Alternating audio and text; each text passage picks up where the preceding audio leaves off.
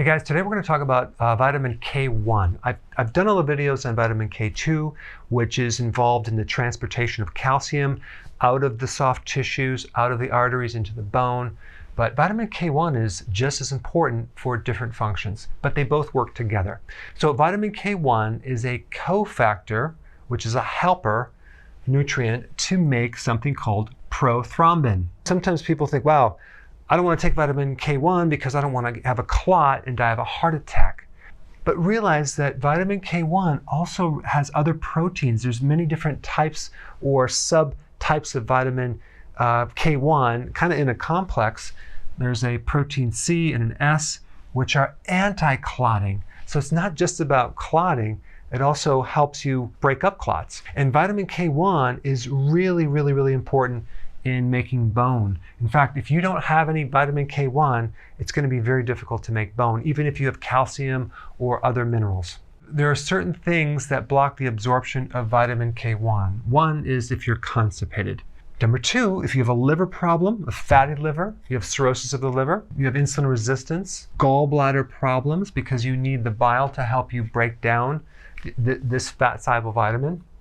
IBS, any type of damage within your colon. Let's say you have ileitis, which is inflammation in the part of the ileum, or Crohn's, diverticulitis, can block the absorption of vitamin K1. If you had a gastric bypass, that can inhibit the absorption of vitamin K1 as well. Realize that K1 also helps make K2. It's kind of like a precursor.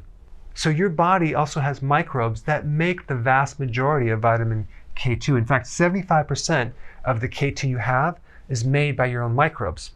So that means if you take an antibiotic or you destroy the microbes, you're going to make a lot less K2. And what are the symptoms? You can get calcification in the arteries, you can get calcification in the joints, you can have bone loss, all sorts of things. Now the unique thing about vitamin K1, which is a fat-soluble vitamin that is different from the other fat-soluble vitamins, is that it doesn't get stored.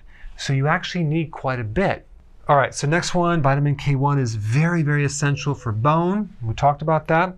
And also, if you're on Coumadin, okay, you can't take vitamin K1 because you have a blood thinner and you're trying to prevent strokes. Because that's going to create a problem, because where you get vitamin K1? Leafy greens, all those salads that I've been recommending, right? 7 to 10 cups of salad per day, right? But if you're on a blood thinner, you're told not to consume that. But by the way, if you're on Coumadin and you can't consume a lot of leafy greens, I did put a video down below of what vegetables you should be consuming. But another option would be to talk to your doctor about this medication called Eliquis, okay? Which would allow you to consume leafy greens because it works at a different mechanism. All right, there you have it. Now you know what vitamin K1 does.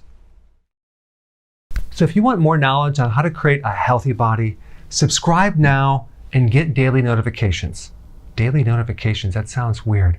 Well, I'll just remind you on a daily basis. How about that?